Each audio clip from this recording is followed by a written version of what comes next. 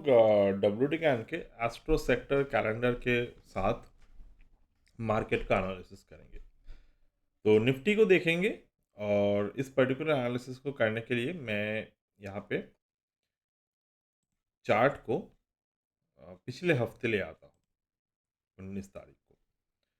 अब 19 तारीख को मैंने इस चार्ट को ले आए और एस्ट्रो के अकॉर्डिंग ऑन 19th आपको यहाँ पर 3 डिक्लाइनेशन पैरेलल दिखाई दे रहे हैं।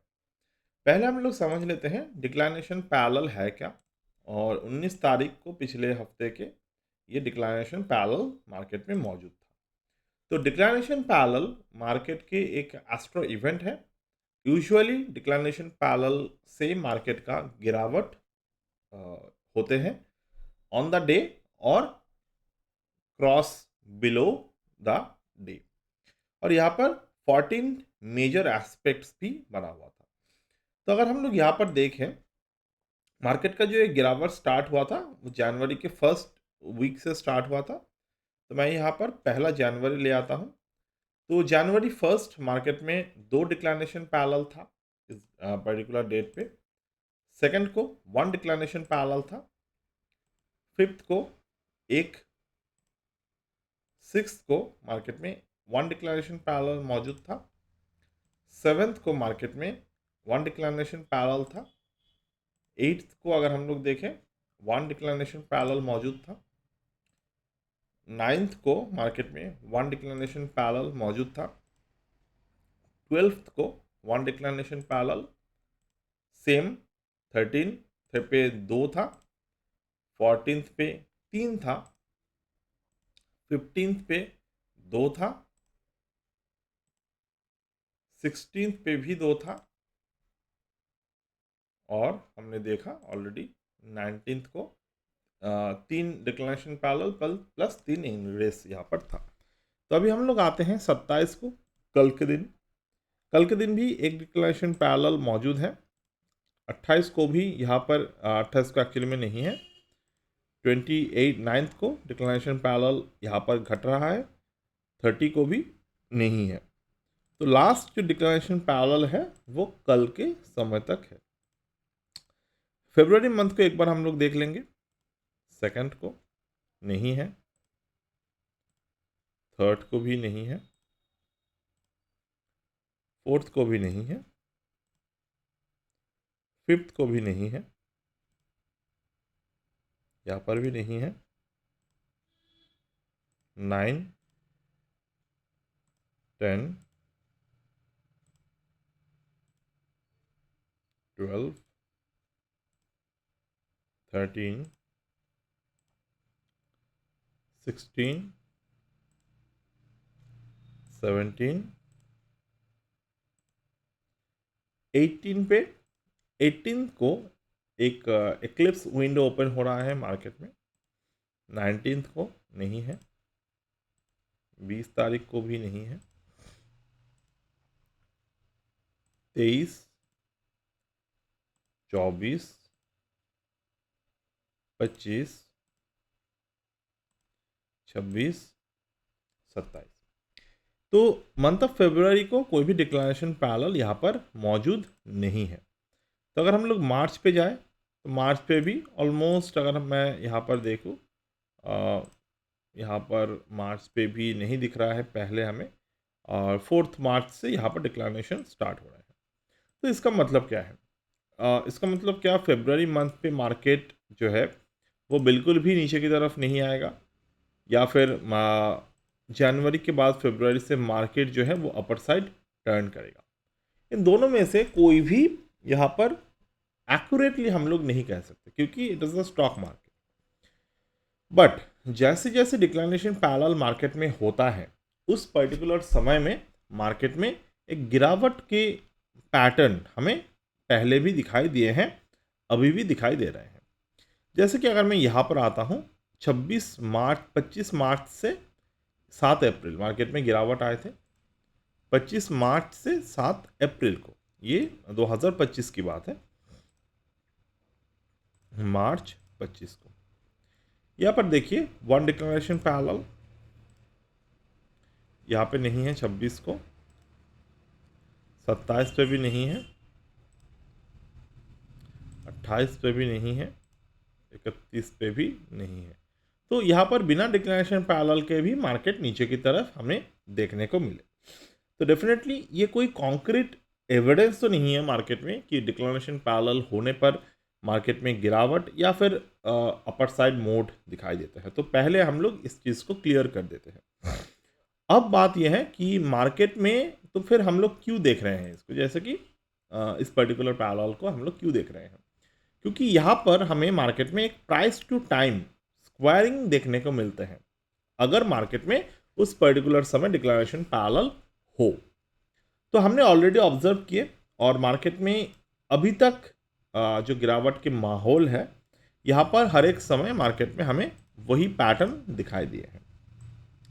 तो अब हमें क्या करना होगा, अब इस पर्टिकुलर आउटलुक के अकॉर्डिंग अगले 7 दिन तक, ओके, अगले 7 दिन तक हमें यहाँ पर अगर मैं देखूँ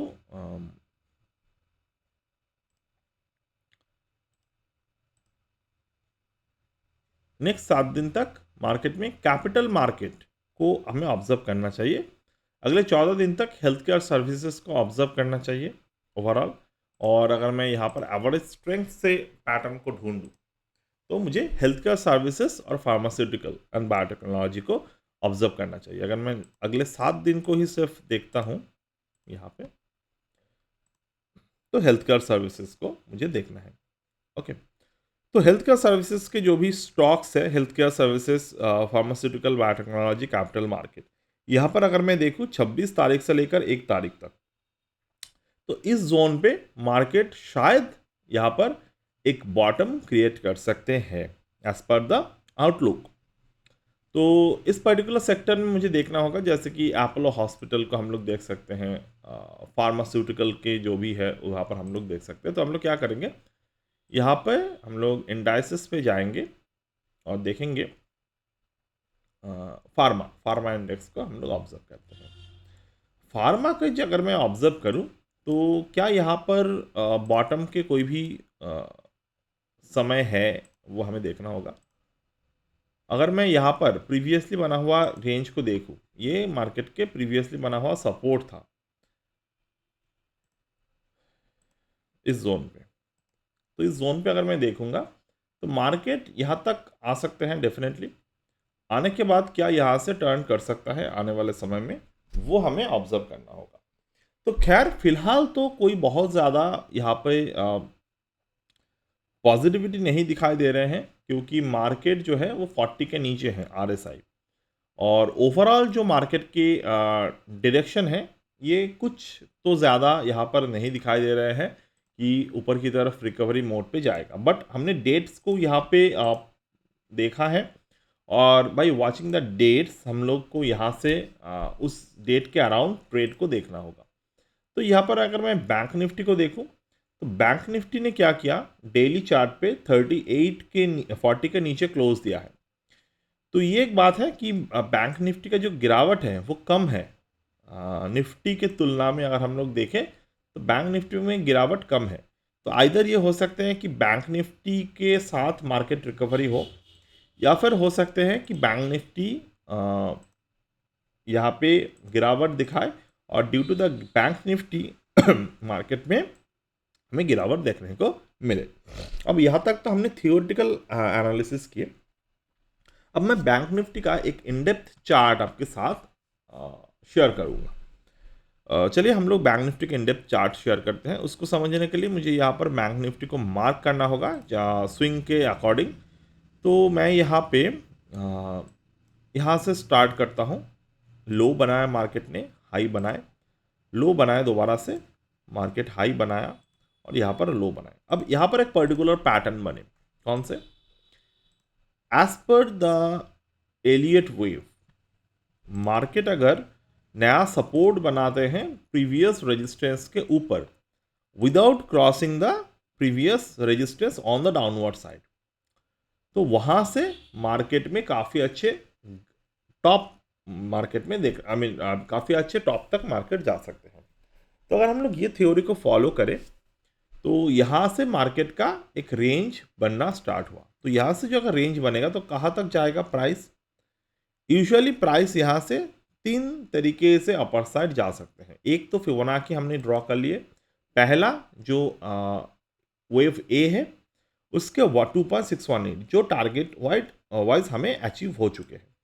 दूसरा टारगेट आते हैं मार्केट में, या जो डाउनफॉल आए हैं इस डाउनफॉल के 3.618 यानी कि रिवर्स वे में जो टारगेट भी मार्केट में आ चुके हैं। तीसरा आते हैं हमारे ये वाला जो लेग 3 है। लेग 3 जो है वो लेग 1 के ज़्यादा है। तो definitely as per this scenario जो नेक्स्ट लेग होगा वो ये वाले लेग से ज़्यादा होगा। ओके, तो हम लोग अगर ये वाला लेग को ऑब्जर्व करें, यहाँ पर ये जो है 4,500 पॉइंट के एक लेग है। तो यहाँ से हम लोग यहाँ तक देखें तो ये लेग जो है अभी कंप्लीट नहीं हुआ है। तो थ्योरी अगर हम लोग मान के चले तो until and unless this area, ये जो एरिया है ये हमने जो मार्क किया 58,577, ये एरिया को मार्केट अगर होल्ड करेगा तो ये ऊपर की तरफ जा सकते हैं। बट यहाँ पर हमें एक फेलियर एलियट वेव पैटर्न दिखाई दे रहे हैं। मैं पहले आपको एलियट वेव के थोड़े से यहाँ पर जानकारी मैं यहाँ पर आपको दे देता हूँ।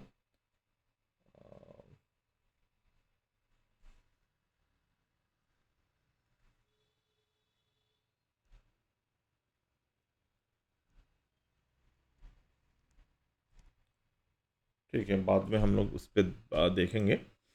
तो यहाँ पर अगर हम देखें, मैं यहाँ पर जानकारी आपको थोड़े से लेग वाइज दे देता हूँ। Just a second. ये वाला लेग, ये वाला लेग, ये जो मैंने सेकंड लेग ड्रॉ किया ये पहले वाले लेग के ज़्यादा होना चाहिए। अगर ये है तो जो थर्ड लेग है ये भी एक स्ट्रॉन्गर लेग मार्केट में बन सकता है, ऐसा थियोरिटिकल मानना है। बट अगर मार्केट किसी कारण से ये जो रेजिस्टेंस है ये ब्रेक कर देते हैं तो मार्केट में कैसा स्टार्ट होता है? डाउनफॉल स्टार्ट होता है। तो इस डाउनफॉल के बाद अगर मार्केट कभी भी यहाँ से नीचे की तरफ आने के बाद अगर मार्केट दोबारा से यहाँ पर रेजिस्टेंस लेते हैं यानी कि 58,577 पे, तो हमारे लिए यहाँ पर फ्रेश सेलिंग अपॉर्चुनिटी ओपन होगा। फिलहाल मार्केट में जो पैटर्न बना है ये बोल रहा है कि bullish leg have been cancelled as per now. और एक बात हमेशा याद रखिएगा, प्राइस का जो थ्योरी है, मतलब प्राइस का जो थ्योरी हम लोग यहाँ पर बात कर रहे हैं ये वल्नरेबल थ्योरीज होते हैं। कोई भी थ्योरी मार्केट में आप मान लीजिए ये हमारे वल्नरेबल होते हैं, मतलब bull wave cancelled. Okay, target खत्म होने के बाद बुल वेव कैंसल हो गया यहाँ पे। तो जो भी थ्योरीज होते हैं वो वल्नरेबल थ्योरीज होते हैं, यानी कि ऐसा कुछ नहीं है कि हमेशा ही काम करेगा। अगर ऐसा होता तो स्टॉक मार्केट में हर दिन मिलेनियर बनते यहाँ पे लोग, बट ऐसा नहीं है। बट ये जो एरिया हमने मार्क किए 58,577 ये काफ़ी इंटरेस्टिंग एरिया है, क्योंकि थियोरेटिकली अगर मार्केट में ये वाला लेग कैंसिल हुआ है, मतलब मार्केट 62,000 के ऊपर नहीं जा पाया है, तो यही जो एरिया है, मतलब ये जो हमने मार्क किया अभी, यही नीचे की तरफ रिपीट होगा, यानी कि यहाँ से तो कहाँ तक आ सकते हैं? अपने ये वाला सपोर्ट तक, यानी कि 54,226 तक। ओके, तो ये बहुत ही simple way of understanding the scenarios है। तो यहाँ पर इवनिंग स्टार बन चुका है, बुल वेव कैंसिल हो चुके हैं, तो वी आर एक्सपेक्टिंग कि नीचे की तरफ मार्केट मोमेंट जो है यहाँ पर बना सकते हैं। तो इसको हम लोग फिबोनाची के वाइज भी कर सकते हैं, 57,528, 56,136 एंड फाइनली 54,544। तो ऑलरेडी 3.618 अपर साइड में मार्केट में बना, तो लोअर साइड पे भी 3.618 यहाँ पर आ सकते हैं। तो 54,544 मार्केट में पॉसिबल है। तो हमें कल से ऑब्जर्व करना होगा क्या बैंक निफ्टी ये गिरावट देते हैं कि यहाँ से ऊपर की तरफ जाते हैं। तो I hope this particular theory is clear for you, and that's it as of now, and we'll get back in the next one.